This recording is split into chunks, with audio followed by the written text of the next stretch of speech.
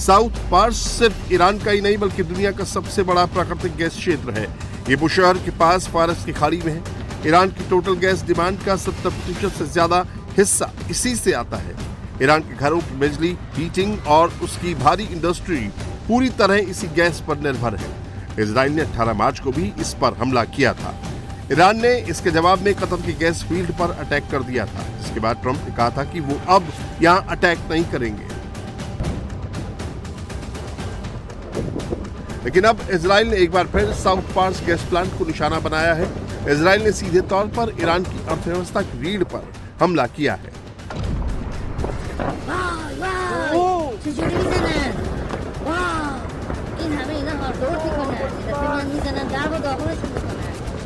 היום השמדנו את המפעל הפטרוכימי הגדול ביותר באיראן.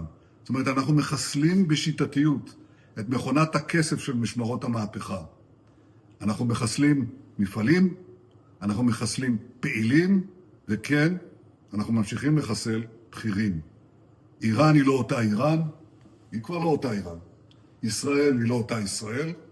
ישראל חזקה מאי פעם, ומשטר הטרור באיראן חלש מאי פעם. बीती रात से अमेरिका और इजराइल के बीच करीब 100 फाइटर जेट ईरान के अलग अलग हिस्सों पर बमबारी कर रहे हैं।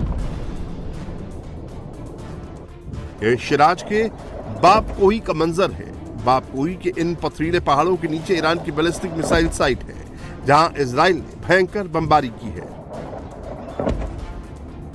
मिलिट्री ठिकानों के अलावा इजराइल और अमेरिका ईरान के एक सिविल इंफ्रास्ट्रक्चर को तबाह करते जा रहे हैं। खुरम शहर की शहीद मूसवी शिप बिल्डिंग फैसिलिटी को भी तबाह कर दिया गया है। ईरान की सबसे top engineering university Sharif university of technology को भी उड़ा दिया गया है।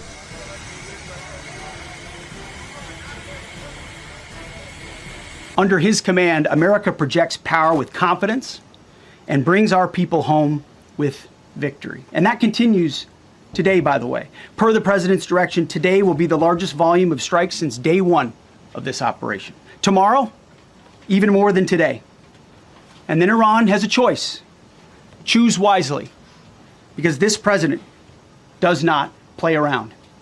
You can ask Soleimani, you can ask Maduro, you can ask Khamenei. Israel ने ईरान के लोगों से आज रात 9 बजे तक रेलवे स्टेशन और ट्रेन से दूर रहने को कहा है।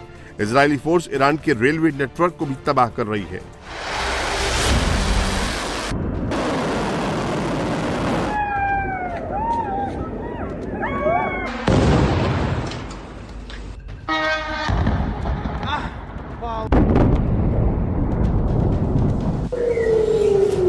लेकिन सबसे बड़ा धमाका आज आधी रात से शुरू होगा।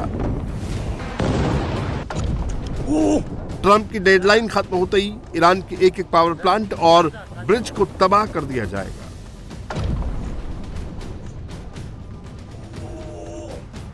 Very little is off limits. Are there certain kinds of civilian targets, though? I'm thinking schools I don't want or to tell you hospitals that. that you I don't want would to say tell is you off- that. We have a plan because of the power of our military, where every bridge in Iran will be decimated by 12 o'clock, where every power plant in Iran will be out of business, burning, exploding, and never to be used again. I mean, complete demolition by 12 o'clock.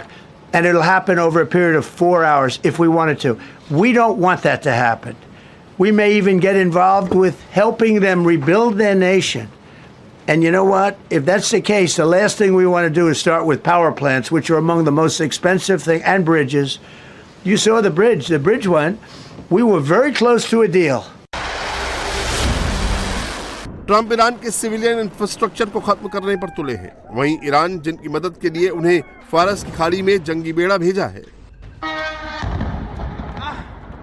लेकिन अब Trump IRGC के साथ साथ Iran के लोगों पर भी अपनी बौखलाहट निकाल रहे हैं और दावा कर रहे हैं कि ईरान के लोग खुद चाहते हैं कि उनके देश पर बमबारी हो।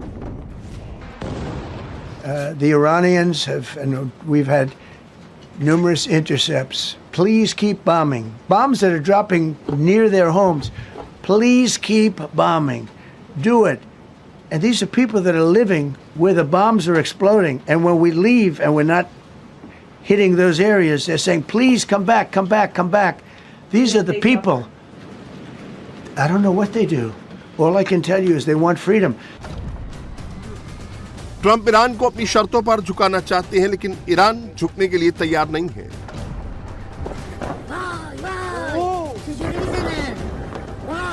सेना के साथ साथ अब ईरान के लोग भी देश के अलग अलग हिस्सों में ह्यूमन चेन बनाकर अपने पावर प्लांट को बचाने निकल पड़े हैं। अब इन तस्वीरों को देखिए, ये एक ईरानी म्यूजिशियन है जो एक पावर प्लांट के ठीक सामने बैठकर तार बजा रहा है। मैं हमारे सभी युवाओं, खिलाड़ियों, कलाकारों, छात्रों, विश्वविद्यालय के छात्रों और प्रोफेसरों को आमंत्रित करता हूं। आप उन पावर प्लांट्स के पास जमा हो जो हमारी राष्ट्रीय पूंजी है। ये ईरान के भविष्य और ईरानी युवाओं की दुनिया को दिखाने के लिए इकट्ठा हूं कि सार्वजनिक बुनियादी ढांचे पर हमला करना युद्ध अपराध है।